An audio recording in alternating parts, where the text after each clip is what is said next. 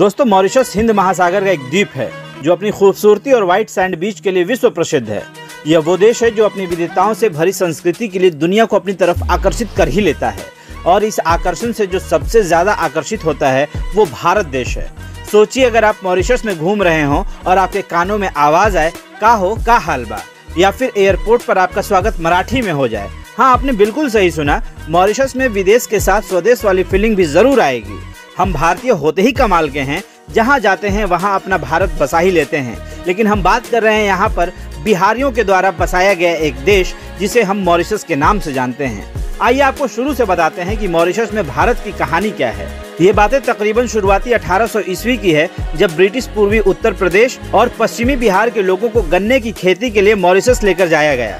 इन्हें गिरमिटिया मजदूर कहा गया। गिरमिटिया लोग वहां गन्ने की खेती और चीनी फैक्ट्री में काम करने के साथ साथ मॉरिशस की राजधानी पोर्ट लुइस के निर्माण का भी काम किया करते थे। गिरमिटिया के तहत उत्तर प्रदेश और बिहार के साथ साथ महाराष्ट्र और तमिलनाडु के लोगों को देश से विदेश भेजा जा रहा था। कुछ भारतीय काम करने के बाद अपने देश आ गए तो कुछ वहीं बस गए, जिनमें सबसे ज्यादा बिहारी रह गए। ये बिहारी मॉरिशस को अपना देश बनाने में लग गए और अपनी संस्कृति और भाषा का प्रसार और विस्तार में भी जुटे। हालांकि एक बिहारी ने ही इस देश को आजाद भी करवाया। अगर आप मॉरिशस में हैं तो आपको देसी खाने की तलाश में ज्यादा इधर उधर जाने की जरूरत भी नहीं पड़ेगी। यहाँ भारतीयों के अपने रेस्टोरेंट्स हैं, जहाँ आपको दाल पूरी से लेकर चंपारण चिकन तक मिल जाएगा। वैसे मॉरिशस में खाने पीने की हर चीज बहुत महंगी है, क्योंकि यहाँ घी, दूध, मक्खन, सब्जियां, अनाज, कपड़े आदि सब कुछ विदेशों से आयात किए जाते हैं। यहाँ ज्यादातर खाने की वस्तुएं दक्षिण अफ्रीका से तथा कपड़े व गहने भारत, जापान और कोरिया से आयात किए जाते हैं। आपको बताएं कि 2018 में सुशील कुमार मोदी मॉरिशस पहुंचे थे। वहां बसे बिहारी मूल के अप्रवासी भारतीयों ने यहां आने के 184 साल बाद भी अपनी भोजपुरी भाषा, पर्व त्योहार, खान पान और पहनावे के साथ साथ बिहार से अपना सांस्कृतिक रिश्ता बनाए रखा है। 2 नवंबर 1834 को बिहार से आए पुरखों की याद में मॉरिशस में अप्रवासी दिवस मनाने के लिए सार्वजनिक छुट्टी रहती है। इस अवसर पर आयोजित भव्य समारोह में मॉरिशस के उस वक्त के प्रधानमंत्री और उसकुली घाट का माल्यार्पण किया, जहां जहाज से उतरने के बाद 16 सीढ़ियां चढ़कर गिरमिटिया मजदूरों का पहला जत्था पहुंचा था।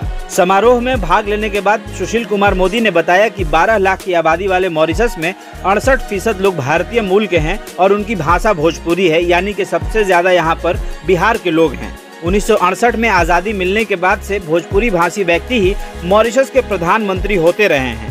दिवाली, शिवरात्रि और गणेश चतुर्थी यहाँ के बड़े त्योहारों में से एक है। जी हाँ, सुशील मोदी ने कहा था कि आज ही के दिन जो पहला जत्था मॉरिशस लाया गया था, उसमें बिहार के 36 शर्त बंद मजदूर थे। अंग्रेजों ने उन्हें पत्थर के नीचे सोना मिलने का झांसा देकर लाया था। 70 साल में बिहार के 4.5 लाख गिरमिटिया मजदूरों को मॉरिशस ले जाया गया। संयुक्त राष्ट्र ने मॉरिशस के कुली घाट को विश्व धरोहर घोषित कर दिया है। अब इसे अप्रवासी घाट ही कहा जाता है और यहाँ के संग्रहालय में वे सामान सुरक्षित हैं जो बिहार के मजदूर अपने साथ लेकर पहुँचे थे।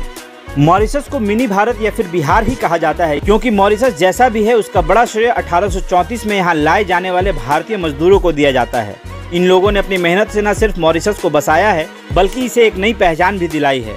एटलस जहाज से आने वाले मजदूरों को गिरमिटिया मजदूर कहा जाता है।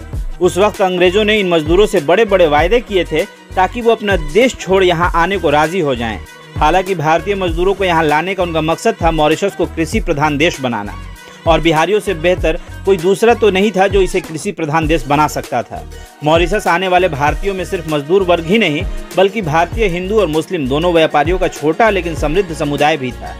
वहीं आपको बताएं कि मॉरिशस के राष्ट्रपति राजकेश्वर प्रयाग अपने पूर्वजों की धरती पटना जिले के पुनपुन प्रखंड अंतर्गत वाजिदपुर गांव आकर अत्यंत भावुक भी हुए थे। राजधानी पटना से लगभग 22 किलोमीटर दूर वाजिदपुर गांव स्थित अपने पूर्वजों के घर मॉरिशस के राष्ट्रपति जब पहुंचे थे तो वो भावुक हो गए थे और उनकी आंखों में आंसू छलक आए थे।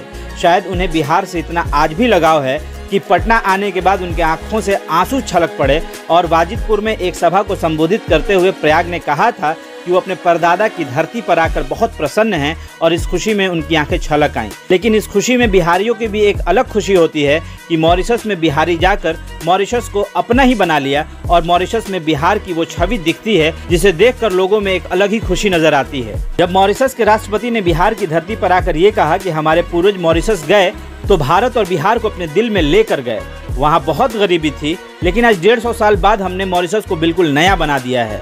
हमारे और मॉरिशस के लोगों के दिल में बिहार बसा हुआ है।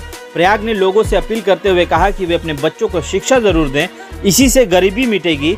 जात पात छोड़कर मिलजुल कर बिहार को आगे बढ़ाएं, जैसे एकता से हमने मॉरिशस को आगे बढ़ाया है।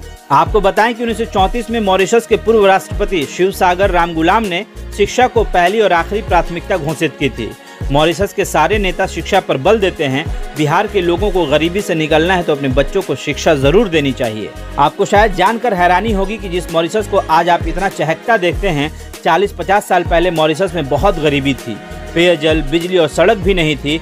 मेहनत से इन्हीं बिहारियों ने मॉरिशस को आगे बढ़ाया और आज एक ऐसा राष्ट्र घोषित किया है कि उसे देखने के लिए लोग दूर दूर से या फिर दूसरे देशों से भी लोग जाते हैं।